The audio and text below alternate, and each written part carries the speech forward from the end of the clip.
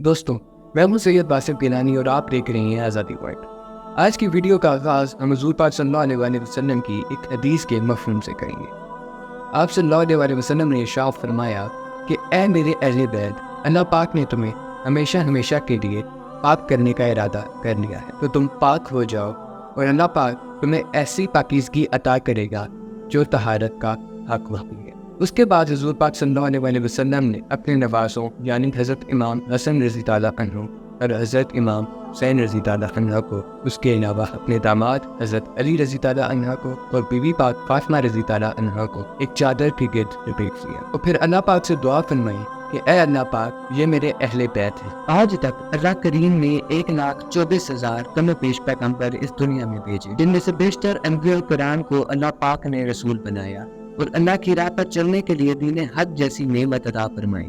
لیکن ہر نبی کی وفات کے بعد کچھ ہی عرصے میں ان کے پیروکاروں میں کوئی ایسا گروہ اٹھتا تھا اور دین الہی میں اپنے حساب سے ترمیم کر دیتا، جس کی وجہ سے اللہ کریم پھر سے لوگوں کو ہدایت پر لانے کے لیے اور پیغمبر کو بھیجتے تاکہ لوگوں کو راہ ہدایت پر قائم رکھا جا سکے۔ لیکن جب آخری نبی حضرت محمد صلی اللہ علیہ وسلم کو اللہ کریم نے دین اسلام دے کر بھیجا تو آپ صلی اللہ علیہ وسلم تمام تر مشکلات اور تکالیف کے باوجود اس دین کو لوگوں تک پہنچا کر اللہ کے ہاں سرخرو ہو گئے اور اس دنیا سے پناہ فرما گئے۔ آپ صلی اللہ علیہ وسلم کے جانے کے بعد بھی آپ صلی اللہ علیہ وسلم کے خلفائے راشدہ نے اسلام کو خوب پھیلایا اور اسلام کی سرحدوں کو بھی خوب کشادہ کر دیا۔ لیکن حضرت علی رضی اللہ عنہ کی وفات کے بعد بہت سے مسائل جنم لینے لگے۔ حضرت علی رضی اللہ عنہ کی وفات کے بعد حضرت حسن رضی اللہ عنہ کو خلیفہ مقرر کیا گیا۔ حضرت حسن رضی اللہ عنہ نے اپنے نانا حضرت محمد صلی اللہ علیہ وسلم کی امت کو بکھرنے اور فسادات سے بچانے کے لیے آپ رضی اللہ عنہ نے خلافت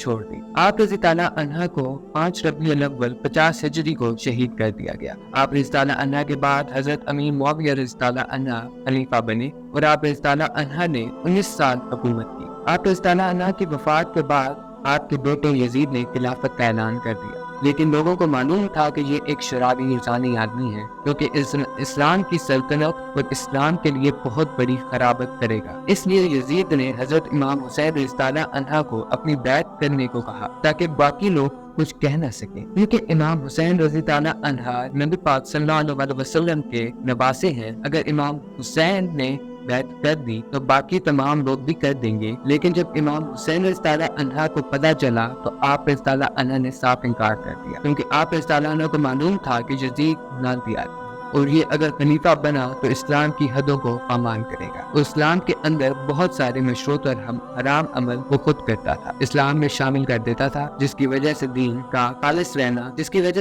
خالص رہنا ناممکن ہو جاتا۔ اس لیے امام حسین رضی اللہ عنہ نے یزید کی بیعت کرنے سے انکار کر دیا، لیکن یزید نے امام حسین رضی اللہ عنہ کو کہا کہ اگر بیعت نہیں کرنی تو پھر آپ رضی اللہ عنہ مجھ سے جنگ کریں۔ تو آپ رضی اللہ عنہ نے جنگ کرنا بہتر سمجھا۔ آپ رضی اللہ عنہ نے یکم محرم کو مدینہ سے ہجرت کی اور پہلے آپ رضی اللہ عنہ کوفہ کی طرف روانہ ہوئے، کیونکہ کوفہ والوں نے حضرت مسلم بن عقیل جو آپ رضی اللہ عنہ کے چچا زاد بھائی تھے، ان کی بیعت حضرت امام حسین کے سفیر کے طور پر شروع کر دی۔ اور آپ رضی اللہ عنہ جب راستے میں پہنچے تو ابن زیاد نے یزید کے حکم پر نعمان بن عفان کو معزول کر دیا اور خود کوفہ کا گورنر بن گیا۔ اس میں امام حسین رضی اللہ عنہ کے سفیر حضرت مسلم بن عقیل رضی اللہ عنہ کو شہید کر دیا۔ آپ رضی اللہ عنہ کو جب مسلم بن عقیل کی شہادت کا پتہ چلا تو آپ رضی اللہ عنہ نے پھر بھی یزید کی بیعت کرنے سے انکار ہی کیا۔ آپ رضی اللہ عنہ جنگ کرنے پر ہی ڈٹے رہے۔ حضرت حسین رضی اللہ عنہ کو روکنے کے لیے یزید نے ورد بن یزید کو ایک لشکر دے کر بھیجا تاکہ حضرت امام حسین کو کوفہ نہ پہنچنے دیا جائے۔ آپ رضی اللہ عنہ کے قافلے کو ورد بن یزید نے 3 دفعہ روکا، لیکن جب تیسری بار روکا تو آپ رضی اللہ عنہ نے جگہ کے بارے میں پوچھا تو بتایا گیا کہ یہ جگہ ہے کربلا۔ آپ رضی اللہ نے اپنے قافلے والوں کو کہا کہ یہی خیمے لگائیں۔ 7 محرم الحرام کو آپ رضی اللہ کے قافلے پر پانی بند کر دیا۔ پھر 9 اور 10 محرم کی درمیانی شب کو یزید کی فوج کے لشکر لانے والے شمر کہنے لگا امام حسین رضی اللہ عنہ کو کہ بس بہت ہو گیا، یا آپ جنگ کریں یا بیعت کریں۔ آپ رضی اللہ عنہ نے فرمایا میں تم سے صبح جنگ کروں گا، لیکن رات اللہ کی عبادت کے لیے مجھے مہلت۔ آپ رضی اللہ عنہ نے رات کو اپنے قافلے والوں سے کہا کہ چراغ بند کر دو، جو واپس جانا چاہتا ہے چلا جائے، اس کے لیے کوئی سختی نہیں، کیونکہ یزید کو مجھ سے مسئلہ ہے، تم سے کوئی حجت نہیں، تو تم اگر جانا چاہتے ہو تو چلے جاؤ۔ لیکن جب چراغ جلایا گیا تو کوئی بھی نہ گیا، سب کے سب وہیں پر بیٹھے رہے۔ پھر صبح ہوئی، نماز ادا کی گئی، جنگ کا اعلان ہوا۔ سب سے پہلے حضرت امام حسین رضی اللہ عنہ جانے لگے تو آپ رضی اللہ عنہ کی بہن حضرت زینب رضی اللہ عنہ نے فرمایا وہی پہلے میرے بیٹے جائیں گے۔ ایک طرف 22,000 کا یزیدی لشکر ہے اور دوسری طرف صرف 72 افراد ہیں، کوئی مقابلہ نہیں۔ حضرت امام حسین کے ساتھ جو 72 بندے تھے ان میں بچے بھی تھے، بوڑھے بھی تھے، اور دوسری طرف 22,000 کا لشکر تھا۔ آپ رضی اللہ عنہ نے جنگ شروع ہونے سے پہلے ایک خطبہ ارشاد فرمایا اور کہا کہ تمہیں پتا ہے کہ میں کون ہوں؟ کیا تمہیں بیعت نے اندھا کر دیا ہے؟ میرے خلاف کھڑے ہو گئے ہو؟ اب بھی وقت ہے، میری بات مان جاؤ، اپنے لیے اللہ کے غضب کو نہ چنو، یزید کا نہ ساتھ دو اور حق کا ساتھ دو۔ تو اتنے میں حضرت خالد بن یزید یزیدی لشکر سے نکلے اور امام حسین رضی اللہ عنہ کی طرف سے پہلے شہید ہوئے۔ پھر حضرت زینب رضی اللہ عنہ کے بچے شہید ہوئے۔ حضرت امام حسن کے بیٹے حضرت قاسم جب میدان میں جانے لگے تو امام حسین رضی اللہ عنہ نے انہیں منع کر دیا اور فرمایا آپ رضی اللہ عنہ میرے بھائی کی نشانی ہے۔ تو انہوں نے اپنے بازو سے تعویذ کھولا جو کہ حضرت حسن نے ان کے بازو پر باندھا تھا۔ اس پر لکھا تھا کہ بیٹا قاسم، جب کبھی تمہارے چچا پر کوئی مشکل آئے تو انہیں تنہا نہ چھوڑنا۔ تو پھر امام حسین رضی اللہ عنہ نے جانے کی اجازت دی۔ آپ رضی اللہ عنہ کی عمر 17 یا 18 سال تھی۔ آپ ایک بار گھوڑے پر گئے اور یزیدی صفوں میں گھس گئے۔ آپ نے 19 یزیدیوں کو جنرل حاصل کیا۔ اگر اسی طرح اکیلے سے لڑا تو سب کو مار ڈالے گا۔ یہ علی رضی اللہ عنہ کا پوتا ہے، اسے گھیر لو اور اکٹھے وار کرو۔ پھر انہوں نے حضرت قاسم کو گھیر لیا اور تیروں سے وار کیے تو آپ رضی اللہ عنہ کی شہادت ہوئی۔ اس کے بعد حضرت علی اکبر رضی اللہ عنہ حضور پاک صلی اللہ علیہ وسلم کے شبی آپ رضی اللہ عنہ امام حسین کو بہت پیارے تھے۔ آپ رضی اللہ عنہ کی عمر 16 سال تھی۔ آپ میدان میں گئے، آپ رضی اللہ نے یزیدی پہلوان کو پچھاڑ ڈالا جو اپنی طاقت پر نازا۔ اس نے سمجھا کہ یہ بچہ میرا کیا بگاڑ لے گا۔ آپ رضی اللہ نے اپنے زور بازو سے اسے وار کر کے جہنم واصل کیا۔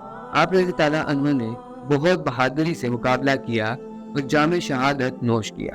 آپ رضی اللہ عنہ کا جسم اقدس کو اٹھانے جب امام حسین رضی اللہ عنہ گئے، ان کے بال کالے تھے، لیکن جب ان کے بیٹے کا لاشا اٹھا کے لائے تو آپ رضی اللہ عنہ کے بال سفید ہو چکے تھے۔ اس کے بعد آپ رضی اللہ عنہ نے اپنے بیٹے علی اصغر کے لیے پانی مانگا کہ تمہاری دشمنی مجھ سے ہے، اس 6 ماہ کے بچے سے کر رہی کہ میرا بچہ بہت پیاسا ہے، تم اس کے لیے پانی دے دو۔ لیکن شمر نے تیر سے وار کیا، حضرت علی رضی اللہ عنہ کو بھی شہید کر دیا۔ جو بھی سوار جاتا وہ واپس نہ آتا۔ امام حسین سب کو باری باری اپنے ہاتھوں سے اٹھا کر لاتے رہے، لیکن صرف امام حسین رہ چکے تھے۔ آپ رضی اللہ عنہ خود گھوڑے پر سوار ہوئے۔ آپ رضی اللہ عنہ نے اپنے بابا حضرت علی رضی اللہ عنہ کی تلوار اٹھائی، ایک میدان میں اترے۔ آپ رضی اللہ عنہ یزیدی فوج کی جس صف میں جاتے لاشوں کے ڈھیر لگا دیتے، یزیدوں کی صفیں بکھر جاتی، لیکن کسی کی جرأت نہ ہوتی کہ حسین ابن علی کا مقابلہ کر۔ کافی دیر جنگ کرنے کے بعد یزیدی سمجھ گئے کہ اگر اسی طرح لڑتے رہے تو بچنا کسی کے لیے بھی ممکن نہیں ہوگا۔ انہوں نے تیروں سے حضرت امام حسین رضی اللہ عنہ پر وار کیے۔ آپ رضی اللہ عنہ زخمی ہوئے۔ آپ رضی اللہ عنہ کے جسم پر نیزوں، تلواروں، تیروں کے زخم تھے۔